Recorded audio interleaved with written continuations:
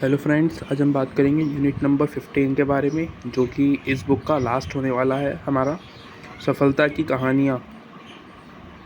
तो यहाँ पे हम कुछ आइडियल्स को देखेंगे। आइडियल्स मतलब जो बड़े बड़े उद्योगपति हैं हमारे देश के, उनके बारे में, दूसरे देश के बारे में नहीं। हमारा जो भारत देश है, सिर्फ उन्हीं के ही जो उद्योगपति थे बड़े बड़े, जो सक्सेसफुल स्टोरीज़ हैं उन्हीं के बारे में पढ़ेंगे हम। ठीक है, उनको बोलते हैं पहली पीढ़ी के उद्यमी। पूछ सकता है क्वेश्चन में कि पहले पीढ़ी के उद्यमियों के नाम बताइए और उनका जीवन परिचय, कुछ इस तरीके से। तो ये सबसे पहला जो है आपके सामने धीरूभाई अंबानी का है। ठीक है, धीरूभाई अंबानी को सभी जानते हैं। ठीक है, रिलायंस डिजिटल के संस्थापक, रिलायंस कमर्शियल कॉरपोरेशन। ठीक है, तो वो गुजरात के रहने वाले थे। ये सब मोस्टली लोगों को पता ही है। उसके अलावा कुछ अलग, उसके अलावा आप यहाँ पे देखोगे ना, जो प्रमुख ग्रहणीय बातें, तो उन्होंने कुछ बातें कही हैं जो कि आप यहाँ नीचे देख रहे हो।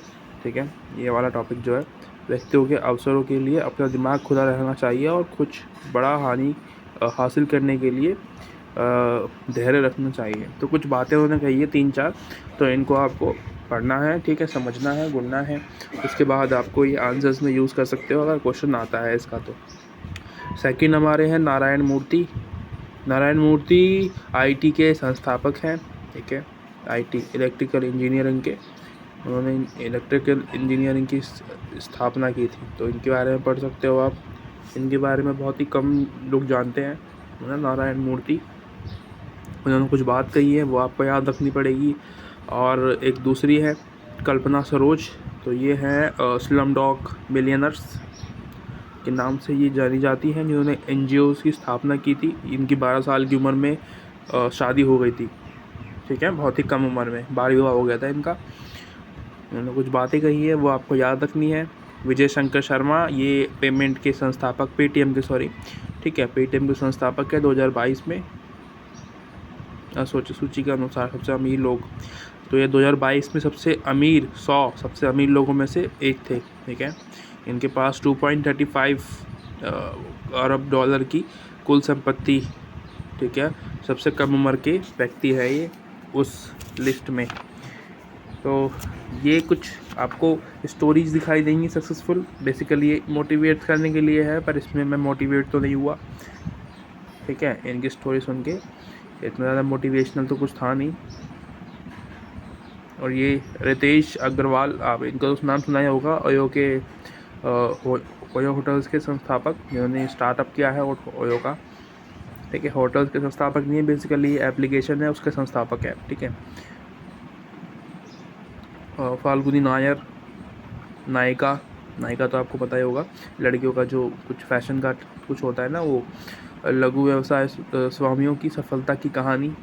तो ये कुछ छोटे व्यवसाय हैं। ठीक है, ये मालिक हैं, उनकी कुछ कहानियां हैं, जैसे कि अंकित पांडे, इन्होंने ट्रॉपिंग वाइब डिजिटल लिमिटेड नाम से कुछ स्टार्टअप किया था। ठीक है, इनके पास केवल 10 साल का एक्सपीरियंस था। परवीन चिरानिया, तो ये म्यूजल एंड स्ट्रेंथ इंडिया, ये कुछ हेल्थी सप्लीमेंट्स को कुछ स्टार्टअप कर रहा है इन्होंने। ठीक है, तो ये छोटी मोटी कहानियाँ हैं जो आपको काम आएंगी। ठीक है, आप इनको पढ़ लेना। सारी तो नहीं पढ़नी है आपको, बस थोड़ा थोड़ा, मतलब एक क्या बोलते हैं ना, एक नज़र मार लेना जब एग्ज़ाम देने जा रहे हो उससे पहले, थोड़ा थोड़ा सा।